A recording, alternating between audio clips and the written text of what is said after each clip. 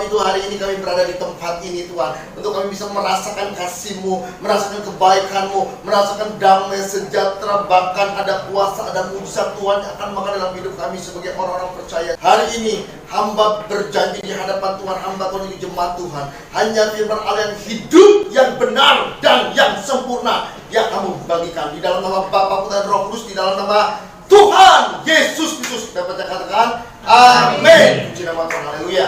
Apa kabar?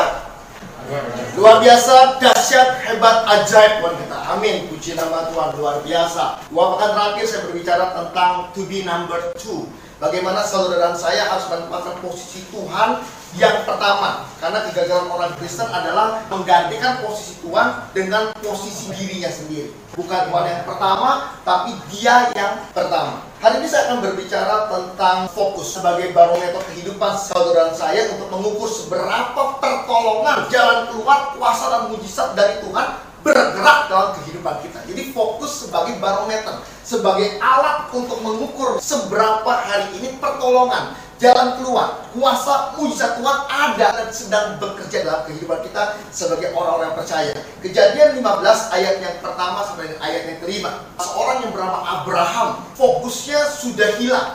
Banyak masalah, banyak problem. Coba kita lihat dulu yuk. Di dalam Kejadian pasal yang ke-15 ayat yang pertama sampai dengan ayat yang kelima. Kemudian datanglah firman Tuhan kepada Abraham dalam suatu penglihatan. Penglihatannya adalah, jangan takut Abraham, aku perisaimu, upamu akan sangat besar di sorga. Jangan takut. Berarti saat itu Abraham sedang mengalami sebuah ketakutan yang luar biasa. Ayat yang kedua, Abraham menjawab, ya Tuhan Allah, apakah yang akan engkau berikan kepadaku, karena aku akan meninggal. Yang pertama tadi Abraham terima penglihatan.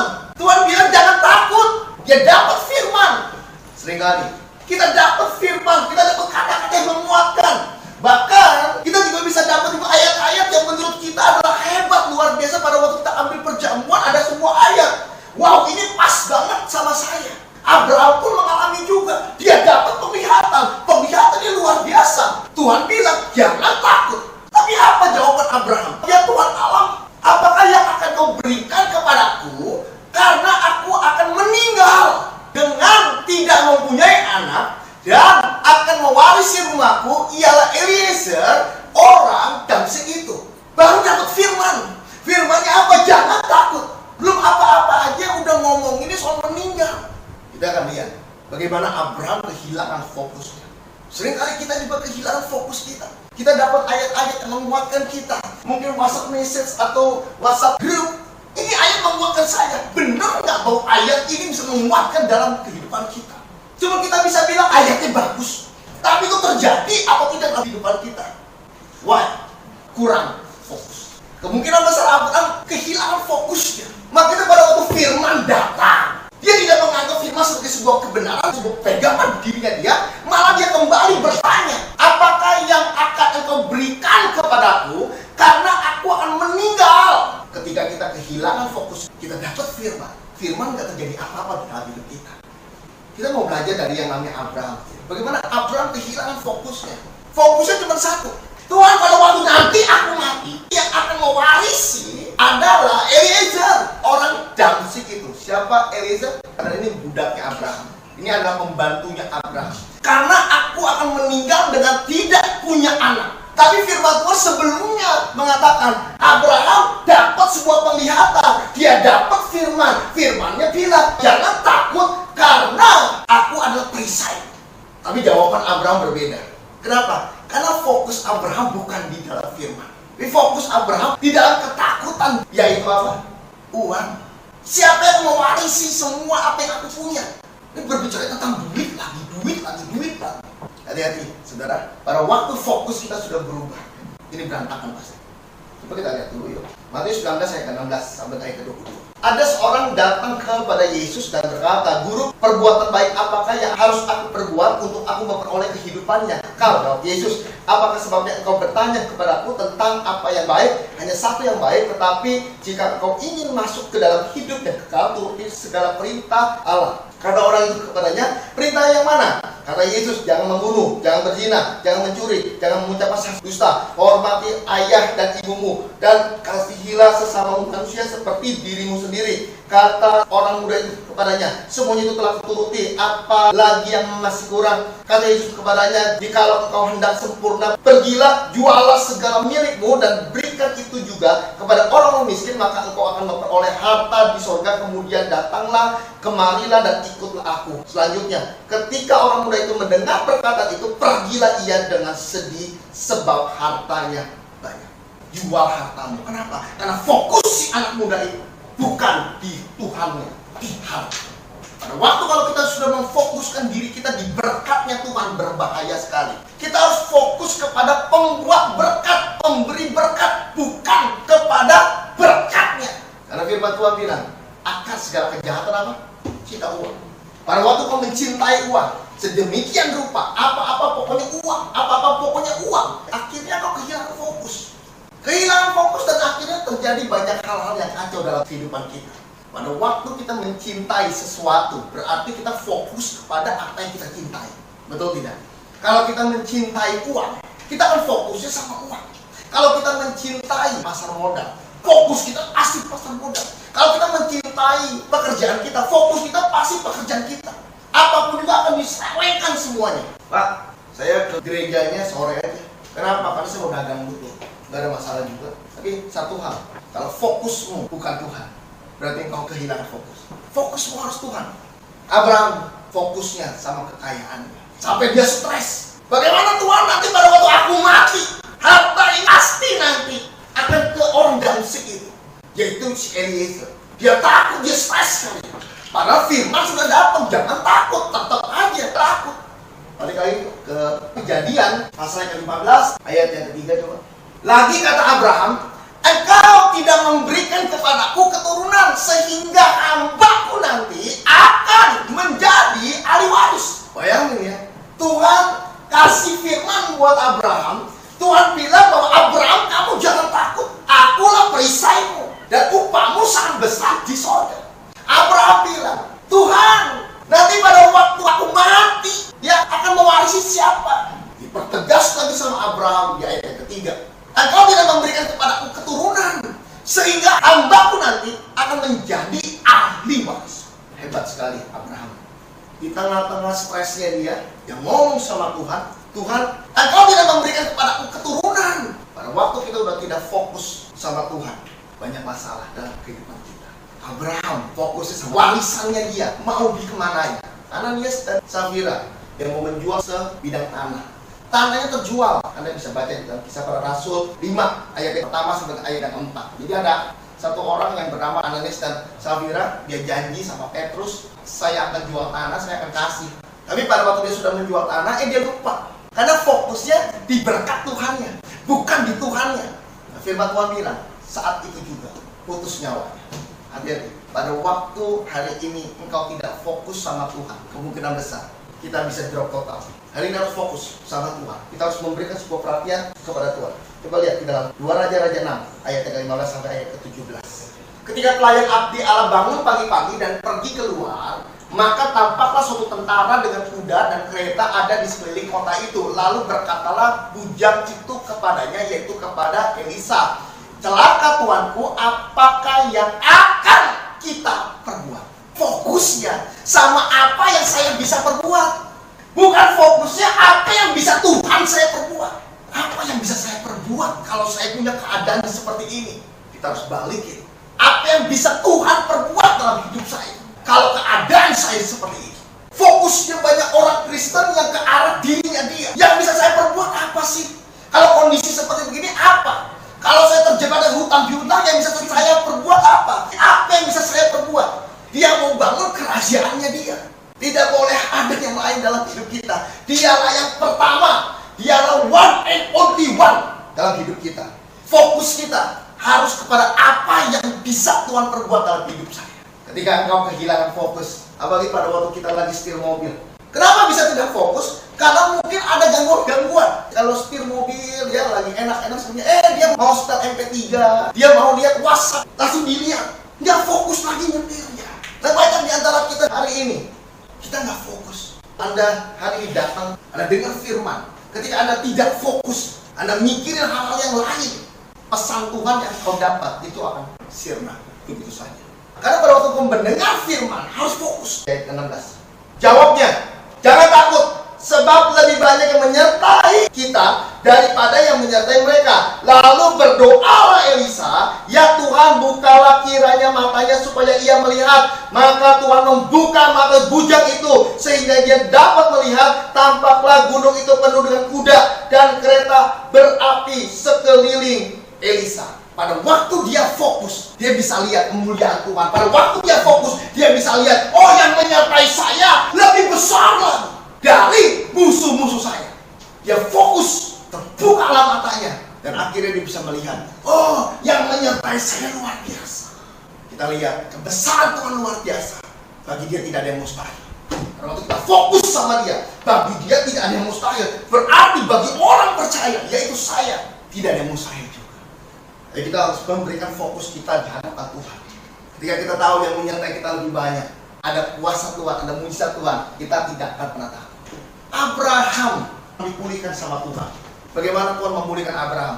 Ayat 4. Tetapi datanglah firman Tuhan kepadanya, demikian orang ini tidak akan menjadi ahli warismu, melainkan anak kandungmu dialah yang akan menjadi ahli warismu. Firman Tuhan datang lagi kepada Abraham untuk yang kedua kalinya. Pertegas lagi, orang ini tidak akan menjadi ahli warismu, melainkan anak kandungmu dialah yang akan menjadi ahli warismu. Jadi firman Tuhan datangnya dua kali. Maka itu pada waktu engkau mendengar firman yang pertama, mungkin kau kurang fokus. Tapi pada waktu engkau fokus, berikan yang kedua.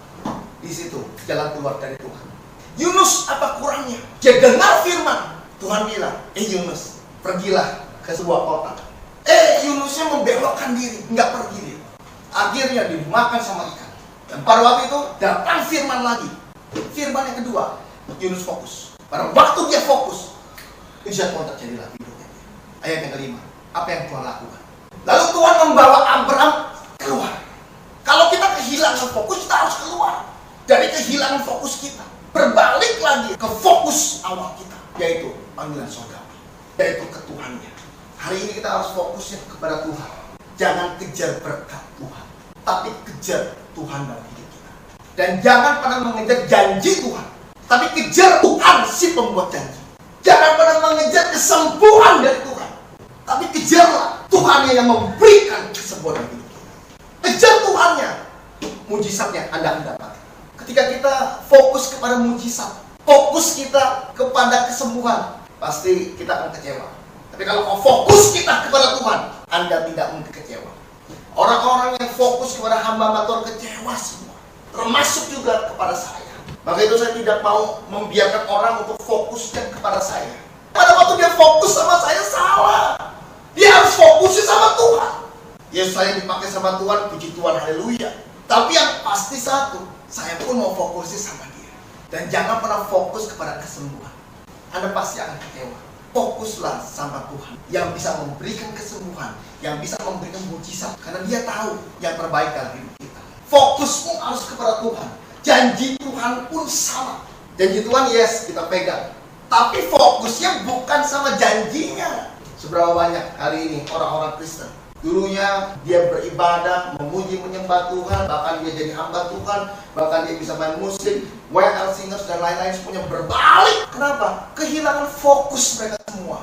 Pada waktu kehilangan fokus berbahaya. Di YouTube banyak sekali orang-orang yang sekolah Alkitab, profesor, dokter, dia kembali. Kenapa? Karena dia nggak fokus. Fokusnya apa? Fokusnya hanya sama berkat Tuhannya. Fokusnya hanya sama kesembuhannya. Pada waktu kesembuhan tidak terjadi dalam hidupnya dia. Kalau Tuhan lu kagak bisa sembuhin, tuh Tuhan yang lain bisa. Pada waktu engkau tidak fokus, iblis bisa masuk dalam hidup kita.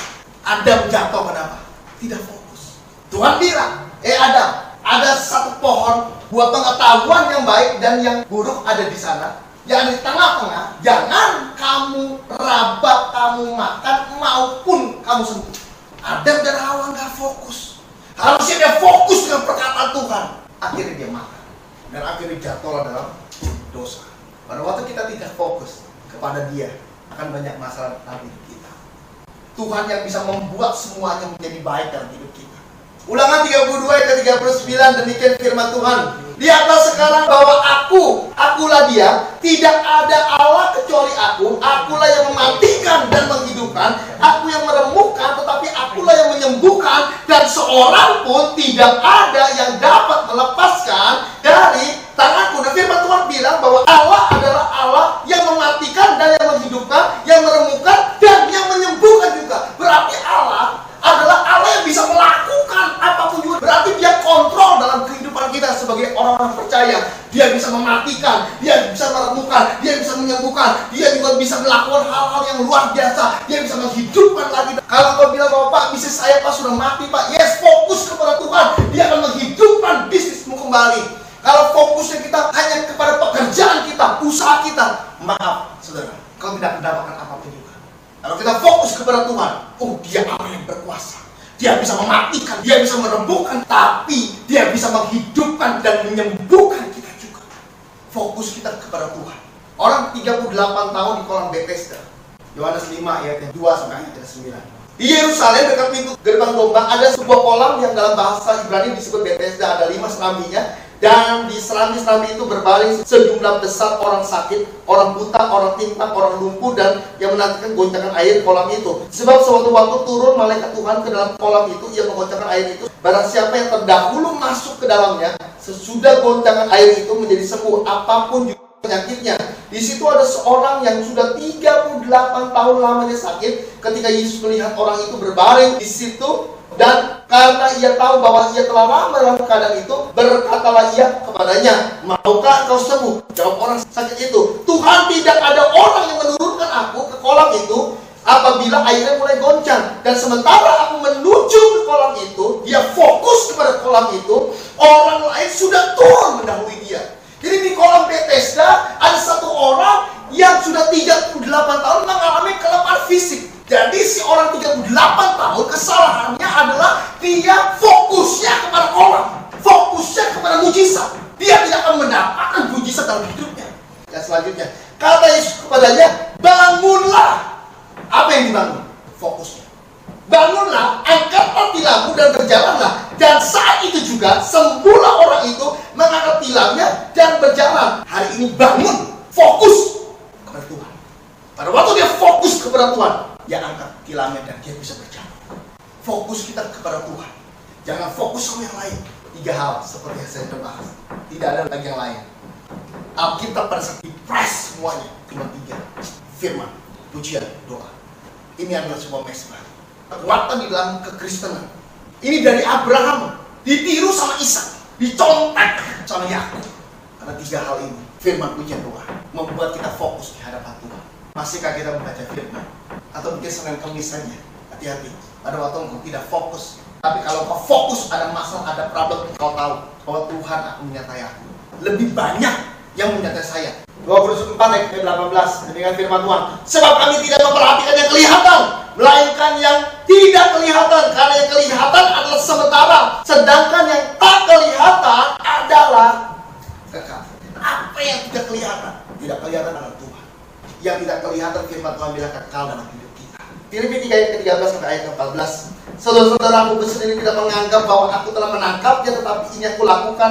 Aku melupakan apa yang ada di belakangku dan mengarahkan diri, fokus diri kepada apa yang ada di hadapan, dan berlari-lari kepada tujuan untuk memperoleh hadiah, yaitu panggilan surgawi dari Allah dalam Kristus Yesus. Pada waktu kau fokusnya kepada masa lalumu, engkau tidak akan dapat apa-apa.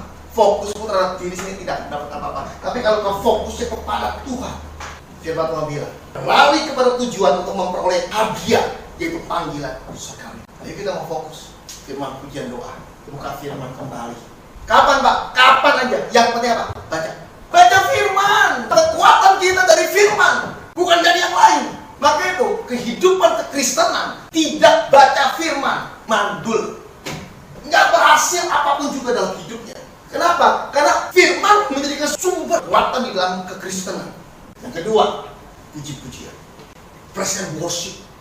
Pak, saya nggak punya suara yang bagus, Pak. Nggak masalah.